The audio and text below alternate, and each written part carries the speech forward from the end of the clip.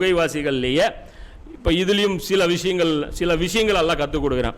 இப்போ குகை வாழ்க்கை அப்படின்ன உடனே டப்புன்னு என்ன பண்ணிடக்கூடாது, ஆளுக்கு ஒரு பக்கம் அப்படி கிளம்பி போயிடக்கூடாது. அதாவது ஒவ்வொருத்தர் தனியாக தீர்மானம் பண்ணிட முடியாது. அதில் 3 விஷயங்கள் நமக்கு அதுலேருந்து படிப்பினை கிடைக்குது. என்ன பண்ணுறாங்க அப்படின்னா, ஒதுங்கி வாழ்கிறதுக்கு 3 விஷயங்கள். ஒன்று ரக்கீம்ங்கிற அந்த ஒரு ஏடு. அது ஒதுங்கி வாழ்கிறதுல என்ன நடக்கும், நீங்கள் குகைக்கு போயிட்டீங்க, ஊரில் என்ன நடக்குன்னு உங்களுக்கு அப்டேட் இருக்குமா? ஒன்றுமே தெரியாது. அப்போ இப்படியே வந்து வாழ்கிறீங்க. அங்கே உங்களுக்கு ஒரு சந்ததி உருவாயிருச்சு, ஒரு கிராமத்தில் வாழ்கிறீங்க. அப்படியே நீங்கள் வாழ்ந்தீங்க. வெளியே வரும்போது ரசூல்லான்னு ஒரு இறை தூதர் இருந்தது உங்களுக்கு தெரியாது, உங்கள் குழந்தைங்களுக்கே தெரியாமல் போயிடும்.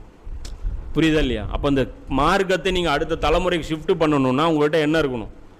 மார்க்கம் கல்வி சம்பந்தப்பட்ட அந்த ஏடுகள் இருக்கணும், அந்த ரக்கீம் அந்த அந்த புத்தகங்கள் இருக்கணும். அது பின்னாடி கூட அந்த அடுத்த வசனங்களில் இந்த குகைவாசிகளுடைய சம்பவம் முடியுது இல்லையா, அதுக்கப்புறம் எல்லாம் அதை கைட் பண்ணுவோம். அது அந்த இடத்துல நம்ம டீட்டெயிலாக பார்த்துக்குவோம். அப்போது அந்த குகையில் நம்ம ஒருத்தன் போய் சமுதாயத்திலிருந்து விலகி இருக்கிறான் அப்படின்னா அவனுக்கு 3 விஷயங்கள் பாதிப்பு ஏற்படும். ஒன்று தனிமை அவனை வாட்டி அடைக்கும். தனி ஆள்னால எத்தனை நாள் வாழ முடியும்? அவனுக்கு ஒரு மைண்டுக்கு ஒரு பேச்சு துணைக்கு ஒரு ஆள் வேணும். அவனுக்கு மண்டை வெந்துடும், மூளை வெந்து செத்துருவான். நல்லா செழிப்பான பகுதி போய் உக்காண்டிங்க தனியாக என்ன இருக்கும், பைத்தியம் பிடிச்சிரும். அப்போ அதே மாதிரி 2வது என்ன, அப்டேட்டாக இருக்க மாட்டான். அந்த சிந்தனை மழுங்கிரும். யார் கூடயும் நீங்கள் இருக்காமல், எவன் கூடயுமே பேசாமல், உங்களுக்கு நாட்டில் என்ன நடக்குன்னே தெரியாமல் இப்படி போயிடுவீங்க. 3வது பொருளாதார ரீதியான தேவைகள் எதுவுமே உங்களுக்கு கிடைக்காது. அப்போ எங்கே போய் வியாபாரம் கிடையாது, சோறு கிடையாது, இதுவும் கிடையாது. அப்போ இங்கே ரக்கீம் இவங்க என்ன பண்ணுறாங்க, குகைவாசிகள் ஃபஸ்ட்டு கையில் என்ன வச்சுக்கிறாங்க, நேர்வழிக்கு ஹிதாயத்துக்கு பைபிளுடைய பிரதிகள் வச்சுக்கிறாங்க. அப்போ வேதங்களை எடுத்துகிட்டு போயிடறாங்க. அப்போ வேதம் பொறுத்த வரைக்கும் அது அப் டு டேட். அது எந்த காலகட்டத்துக்கும் அது என்ன ஆகாது, பழசாகாது. குரான் பொறுத்த வரைக்கும் திரும்ப திரும்ப நீங்கள் படிச்சுட்டு இருந்தீங்கன்னா உங்கள் மூளை மழுங்காது. அடிப்படை உண்மைகள் உங்கள் மனசை விட்டு விலகாது.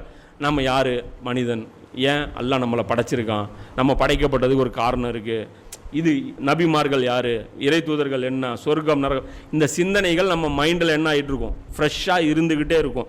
இது நமக்கு என்ன பண்ணும், அந்த வேதங்கள் அந்த புத்தகங்கள் நமக்கு தேவைப்படும். அவள் ஒதுங்கி வாழும்போது என்ன கையில் இருக்கணும், தேவையான பொருட்கள், தேவையான பொருள் ஏடுகள் இருக்கணும். 2வது என்ன அப்படின்னா, தனியாக போகக்கூடாது, கம்பெனிக்கு ஆளை கூட்டிகிட்டு போகணும். இவங்களும் என்ன பண்ணாங்க, 7 பேராவது வச்சுக்கிட்டாங்க. புரியுதா? நம்மளை மாதிரி ஒரு இவங்க இருந்தால் போதும், நம்ம வாழ்ந்துக்கணும் நமக்கே தோணும். இவங்க 4 பேர் இருந்தால் போதும்டா அப்படின்ட்டு. இது ஒரு கூட்டம் இப்படி ஒரு கூட்டத்தை உருவாக்கிக்கணும். தனியாக போனீங்கன்னா மாட்டிடுவீங்க. நீங்கள் மட்டும் தனியாக இருப்பீங்க, அவங்க ஒட்டவே ஒட்ட மாட்டீங்க, அந்த சொசைட்டியோட உங்களுக்கு ஒட்டவே மாட்டீங்க, எவங்க கூடயும் பேசாமல் உங்களுக்கு பைத்தியம் பிடிச்சிரும். அவங்களால இவங்க என்ன பண்ணாங்க,